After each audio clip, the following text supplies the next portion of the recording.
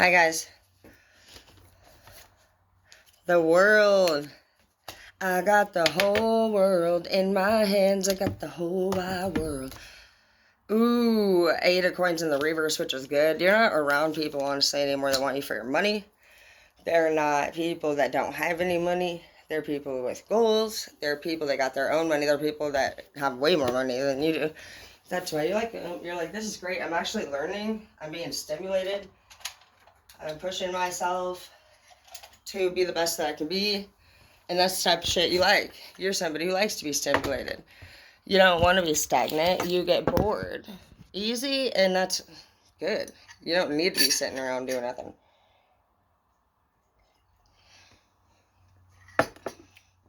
I never met a girl like you. Sorry. I messed up the words. I like flock of seagulls ran so far away. That's my shit. So, let's see. Dominique West. Hi, Dominique West, who sent me a chat. 2 of Wands. And I ran so far away. I just ran. I couldn't get away. What are you running from? 2 of Wands, huh? You got options. You got something bothering you? I think you missed somebody. I think you like 2 people. You're with somebody, but you're thinking about somebody else is what I'm picking up the vibe of. I've been there. I can tell you from experience that you're not going to end up staying with the person that you're with. Might as well just move on, dude. Because you're getting actually punished by the universe for karma. Because we already know that we're, like, mentally and physically moved on. You know what I mean? We do get in trouble when we do bad things, just so you know. I do it too. And it comes later down the road. And you're going to, even when your life is doing real well, you know, you might get that karma. That's when karma want to hit. You might want to have a conversation with karma and say, Karma, look, I'm starting to know more about you, and I was wondering if I could just honestly make right. Ooh, that's freaky, dude. Can you imagine Karma say you want to make it right now? Could you imagine having that conversation with Karma? I'm scared because you have to be willing to lose whatever it is that you love the most. That could be the possibility. I don't really know. I've never done that. Ooh, I'm scared. Hey, okay, let's try this. Karma. I'm going to pause my music because we got to respect Karma. Karma. You know what? I want to know the truth. I want to know if there's a way that we need to do this.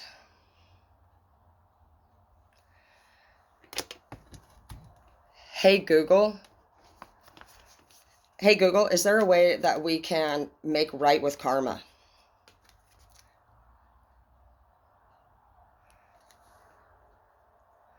There is. Okay, first of all, you're at the 9 of Wands. You're about to manifest great things. So how do you get right with karma? You need to identify your karma. Sever ties to toxic people.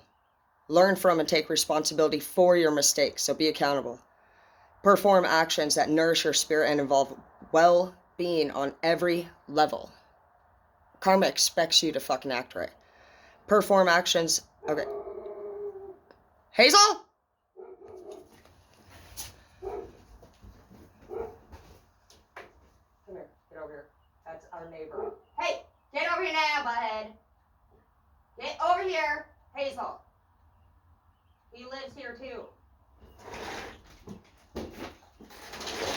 What the fuck? You're a good girl for staying in the yard. Good girl. You stay in that yard. Was you just barked in? You're a good girl. Sorry. It's just that they're old and they call the police on me all the time, babe. They call the police on you. They call the police on... People call the police on cancers. It's really over. It's just getting annoying. Defy your weaknesses. Take a new action and forgive everyone. We honestly need to write that down. Because that's one way to move forward with our life. Shit, what time is it? 11:25. I gotta just be... My clients called and want me to be there at 12:30. They're coming in early because they have a doctor's appointment. So, identify karma. Write these down, guys. It's important. I'm going to do it with you. If you really want to change, you got to actually follow the plan. How to make right with karma will be the title. You guys can take a screenshot too if you want to be lazy, but it really does help to remember when you write it, read it, and say it. And do it. There's 4 different forms of learning.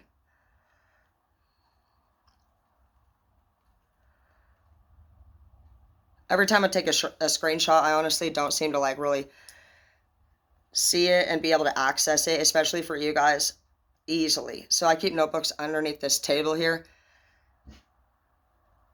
and I write these things in it, and then we open up pages, you know what I mean? And I think it just helps people because there really is a protocol to follow to get things done. And it's easier that way than trying to figure out how to do it all ourselves and wing it and all this crap. Follow this protocol, and it's on the internet. So we're on number 3, which is learn from mistakes and practice accountability. Accountability is not blaming other people for your problems or for what happened. It's just seeing how you can actually be proactive and solve the issue and make sure that it doesn't happen again. Nourish spirit.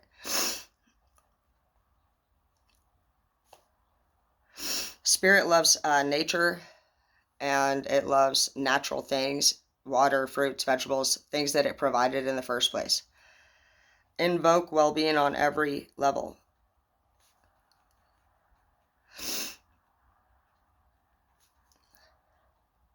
Hazel, stop embarrassing us. 5, defy your weaknesses.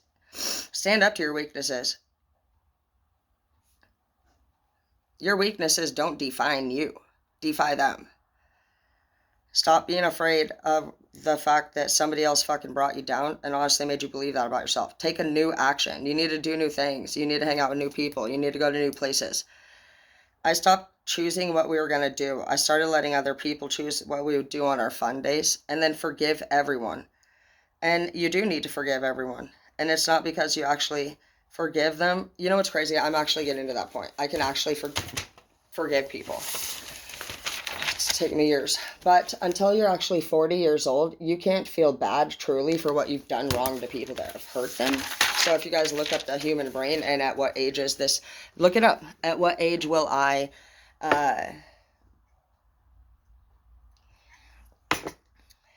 be in the best mindset to, we already talked about this the other day, having babies. And that's 26 to 30. There's actual ages that things go on, and that's what's really important that we find out this year is that, honestly, like, we're all human, and we make mistakes, and we're going to continue to make mistakes because that's what life is about. It's about trial and error and just being the best that you can be and learning how to help other people that are going through these types of mistakes in the future. You're a light worker, so you can expect that more problems are going to arise for you. And it's not because you're always being punished. It's because sometimes we're going in and out of these relationships to actually pass by or through and teach people lessons. And that's what we need to be knowing, that we love each other. We love everybody. We have a big heart. We love easily. We truly love, deeply. And that doesn't mean that person is your lover. It means that you truly love them, okay? I never thought I'd meet a girl like you. Meet a girl like you. Flock of seagulls ran so far away, you better run, run, run, run. But don't run from your problems. Just run from people that don't treat you well. Hypnotize me through. And I run so far away.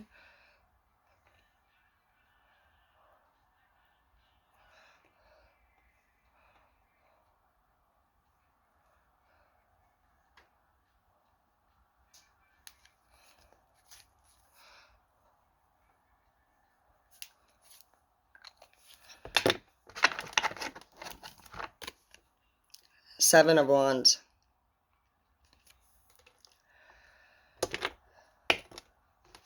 Magician.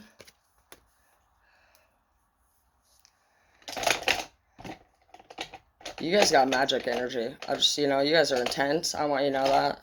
The person that you love, I get it. You guys are intense. You really are. What you feel for this person is true. And I can feel it. I've also been in a few of those. Those are either twin flame or karmic soul ties. Not soulmates, I don't think. We have a lot of people that we will learn different lessons about and with. And this is just a test for you to see in the future, like, if Ron, you can find the courage to honestly, like, hold yourself accountable to self-respect. You know, you're accountable for your, you know, when you're in discussions with your person, yes, you are accountable. Yes, you do admit your wrongs, and you're saying, oh yeah, I'm accountable, you know, when I'm with this person. But are you holding yourself truly accountable to, like, your own needs, wants, and desires? Because when your heart is being hurt and broken by another person, only we can honestly stand up for our own self. And we do get feelings and signs and messages and notifications and alerts and emails from our brain and our body and soul saying, hey, what's going on, man? This person's being a big old meanie and I don't like it. Can we do something about this? That's why you're thinking that in your head in the first place. We need to do something about this, because that's your body telling you straight up, like, hey, what's going on? We need to do something about this. This guy is not treating us good, or this girl's not treating us good. Like, what the fuck? And it's calling out to you because you are in charge. And when you don't take action, you're not just putting yourself in a situation. You're part of a dimensional. You have your soul, you have your mind, you have your body, you have your spirit. And then it's almost like you have yourself. And then you almost have a dark side too. We push our body and our brain a lot of times to the maximum, thinking for too long about stuff that is just breaking us down. And because we're made up of chemicals, it actually causes, like, us to kind of basically start to boil. And that's where people get stress and anxiety and stuff. Cher's on, so I might start singing Do You Believe in Life After Love? This must be your guys' song. She wants you to... Cher's dope, dude. Turn on Cher right now. Here you go. You ready? What? Wait, what? Okay, hang on. You keep pushing me aside and I can't break through. There's no talking to you. I'm so sad that you're leaving. It takes time to believe it. But Hazel's like, you're gonna be the lonely one. Do you believe in life after love? She wants to know. Don't be one of those people that fucking went through 1 or 2 breakups, had a kid, stayed angry, started aging at 24. I know people like that, man. It sucks. They're really cool kids, you know what I mean? And they're just all pissed off and shit all the time. A lot of women get like that, and I don't want that for you. I see men. Edward's like that. He fucking 24/7 talks about how much the world fucking sucks, and people are supposedly against him, and they're fucking him over, and everybody's fucking him over, the whole world. Fuck people. He's not going to try to do this. He's not going to try to do that because people are fucking this and that. It's a lot. So negative and just gross to talk and listen to somebody talk like that. So I don't want you to become that way. I don't. Because it's very unattractive and it's not successful. Like, you won't be successful with that mindset. You need to have a positive mindset. You need to have hope. Like, that person didn't treat you good. It's okay. We fucking were young. We were immature. Just look up what you can do different. I knew Edward told me that I was codependent, and I feel like I researched it pretty dang well, and I do feel like Edward was a covert narcissist. Covert narcissist was not a word that I had learned before him. I had to do a lot of... He is sadistic, and he's also, I believe, a covert narcissist. And sadistic is somebody that likes to bring pain upon another person. And he would always say that. He would hurt me. He would literally physically hurt me and then tell me that he believed I liked to be hurt. I like to be, rough and sexy and stuff. But not if I'm looking at... If he would look me deep in the eye and I could see that it actually brought him a lot of pleasure to actually bring pain upon me. And that's different. I had to research it. I was like, I don't want to be hurt by my man. I want to enjoy pleasure with a man, sure, but, like, the fuck? I don't want somebody in my life that actually is hurting so bad inside, honestly, that they hurt another person. No, I'm not going to allow that to be something I settle for. I don't want you guys to do that either. There's people out there that honestly are hurting you for no reason because they're hurting. They were hurt young. Their parents probably were mean to them. I know Edward talks about a lot of different stories about his brothers and his parents. They don't have a fucking foundation at this time that they need to give you what you need as a partner, and they need to actually complete themselves. Anybody that's not complete needs to complete themselves before they start a relationship. Period. You can't start shit that fucking honestly, like, you don't even have to get. Relationship is not about love. It's about honestly being able to provide for each other and be there for each other. Like, do you have what it takes to, like, make it through the hard times? Are you going to have the skills, the savings, the patience, the presence? Are you going to be able to be present? Like, are you over all of your exes? Are you getting along with people in your life? Like, how are things? Some of people are looking to date and they don't even have it's just crazy. They don't have their stuff together, and it's just not what we're going to do. That's funny. Here's one of mine and Edward's songs. It's The Weeknd and Ariana Grande. I thought of him when I heard this, because he told me he heard another one from them, and that he thought of me every day when he heard that song. I don't know why.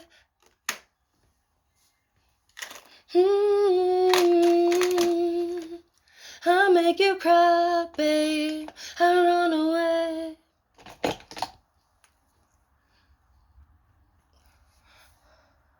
I'm doing a little bit of a dark going on the outside because I have a butt chin and I have a square face, so I want to create an oval appearance.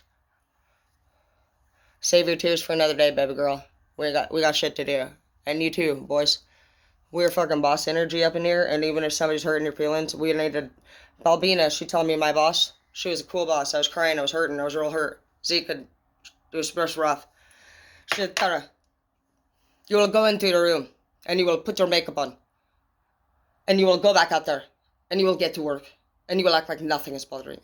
Balbina was a strong woman. She said, Tara, you must shut your mouth. She told me a story. And I'm going to tell your story, Balbina, because it was very inspiring to me. And I hope you don't mind. I had lost several people on that trip to Alaska. I was going through a major time of loss, and I was expressing to her, and very calmly she told me her own story. She said, her mom got sick. I feel like it was from cancer out of nowhere. And she died. I'm pretty sure she said like maybe 3 o'clock. There was a specific time that she passed away, right? It was very hard for her and her brother and her dad. She said when she got home from the hospital after her mom died, every clock in the house had actually stopped on the time that her mom had passed away in the hospital. And I believe her. She said right after that, so sad, I love you, Balbina. She inspired me to be a strong woman, but she said that her brother missed her mom. They were both missing their mom so much, dude. And her brother was crying one day and he said, Balbina, come with me, I need to go see our auntie. I guess their aunt looked very similar to their mom. He wanted to drive over there so that he could see his auntie's face because she looked a lot like their mom. And Balbina, he said, Balbina, will you please come with me? And she hadn't been out of the house in about a month and a half. She was very sad and she was missing her own mom, you know what I mean? So at first she said, okay, I will go. But right at the last minute, she tells her brother, I'm not going to go, I'm going to stay with Dad. Her brother ended up getting in a car accident and dying that weekend too. 1.5 months after the mom. And it was only her and her dad left. She told me that she's such a strong woman. She told me that there was this guy that dated her. I love you, Balbina. You're so amazing. I never forgot all the great advice that you gave me. She told me this guy dated her, right? And every day they would meet up and go for a walk after school, and that she really enjoyed it. She's a loyal woman, though. She's not somebody that just does it with people, you know? And she wanted to save it for the person that she was going to be in love with. And for a long time, you know, her and this guy meet up the same time every day. But slowly but surely, things start to change. I feel like she told me that she might have found out that he either slept with another person or was saying that he didn't want to be with Balbina anymore because she wouldn't sleep with him. And she ended up leaving him. And I asked her, because I was in the middle of a breakup with Zeke, and I said, was it hard? Like, she said, oh, yes, it was very hard. She said, one day he come to my house, Dara, and she said, he knocked on my door, you know, and she's like, something with a Svet, I don't know what she is, but she's really sweet, she's amazing, but she said, he come to my door. I always like to speak in whatever tone I think they sound like, by the way. I love her accent. She's so cute. But she said, he come to my door, you know, and he knocked, and he said, Balbina, you know, what's going on? And she said, it was very hard for me to be strong. She said, I did not cry, you know, I did not show him no emotion, because she said, of course I cried there. I cry a lot. I was very sad, but I not show him that I'm sad. She said, why would I show him that I am sad because what he do to me, you know, is wrong? And she basically just told me that, fuck yeah, she was sad. But she would never let the fucking enemy know that they had power over her. She ain't gonna sit there and fucking waste her life away. She's also not gonna fucking settle. She knew what she wanted. She lost her mom. She lost her brother. Her and her dad had to take care of each other until she lost her dad too. She literally has no family left. She has no nieces and nephews and nothing. Every year on all of her family's birthday, they're not there. And it just really just like, I'll never forget that day. She's a beautiful woman. And that's what you need. I wouldn't have met Balbina if I didn't go out to Alaska. And nobody that I knew wanted me to go to Alaska. I didn't tell them I was going either. I just applied for the trip. I called for 3 months endlessly. I was very persistent. It took me 3 months of begging. What are they? Oh, they're Glacier Fish Company. If you guys want a job, you can work for Glacier Fish Company. We were out on the NG, which is the Northern Glacier. But after 3 months, I finally fucking landed this job, dude. I shit you not. They called me on a fucking, like, Wednesday or something. My life is like a Carrington College commercial. They call me on a Wednesday, and they tell me, you need to go do a UA, and you're going to come up to Seattle for your orientation if you pass. I go and do the UA. I go and get my food handler's card. I do everything, and I legit just upload a picture of the globe onto my social media. I was working at a salon, and I was a teacher, and nobody even really knew what I was doing at all. Nobody knew. I didn't tell anybody what I was doing, actually. I actually told them that I was going to take a leave of absence because I had a medical condition. I didn't say what it was. Anyways, I go up to Seattle. My UA has not came back yet, the results. And so they're telling me that the flight is going to leave in the morning. They're going to give me a hotel over there in Seattle by the airport. Zeke drives me. We're saying goodbye to each other. It was crazy. I crap you not, the results of my UA come back literally at the very last second, and I fucking flew away to Dutch Harbor. And my whole life is different today. Take that leap of faith.